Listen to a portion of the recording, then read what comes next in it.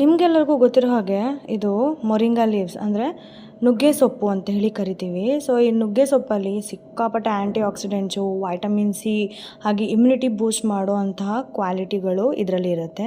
ಹಾಗೆ ನಿಮ್ಮ blood glucose ಕೂಡ ಕಡಿಮೆ ಮಾಡುತ್ತೆ ಕ್ರಮೇಣವಾಗಿ. ಬಟ್ ಇದನ್ನು ನೀವು ಪ್ರತಿನಿತ್ಯ ನಿಮ್ಮ ಆಹಾರದ ಪದ್ಧತಿಯಲ್ಲಿ ಸೇರಿಸ್ಕೋಬೇಕಾಗತ್ತೆ. ಸೊ ಇದು ನಾನಿವತ್ತು ತೋರಿಸ್ತಾ ಇರೋ ಅಡುಗೆ ಮೊರಿಂಗಾ ಚಟ್ನಿ ಪುಡಿ ಅಥವಾ ನುಗ್ಗೆ ಸೊಪ್ಪಿನ ಚಟ್ನಿ ಪುಡಿ.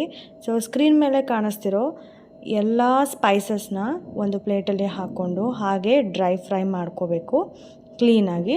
ಅದಕ್ಕಿಂತ ಮುಂಚೆ ಸೊಪ್ಪನ್ನು ಕ್ಲೀನಾಗಿ ವಾಶ್ ಮಾಡಿ ಅದನ್ನು ಕೂಡ ಡ್ರೈ ರೋಸ್ಟ್ ಮಾಡ್ಕೊಳ್ಳಿ.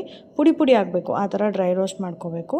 ಹಾಗೆ ರೋಸ್ಟ್ ಮಾಡಿರೋದನ್ನು ತಣ್ಣಗಾಗೋದಕ್ಕೆ ಬಿಟ್ಟು ಒಂದು ಮಿಕ್ಸಿ ಜಾರ್ ಒಳಗಡೆ ಎಲ್ಲದನ್ನು ರೋಸ್ಟ್ ಮಾಡಿರೋದನ್ನ ಹಾಕ್ಕೊಂಡು ಇದಕ್ಕೆ ರುಚಿಗೆ ತಕ್ಕಷ್ಟು ಹುಳಿ, ಉಪ್ಪು ಹಾಗೆ ಬೆಲ್ಲವನ್ನು ಕೂಡ ಸೇರಿಸ್ಕೊಳ್ಳಿ.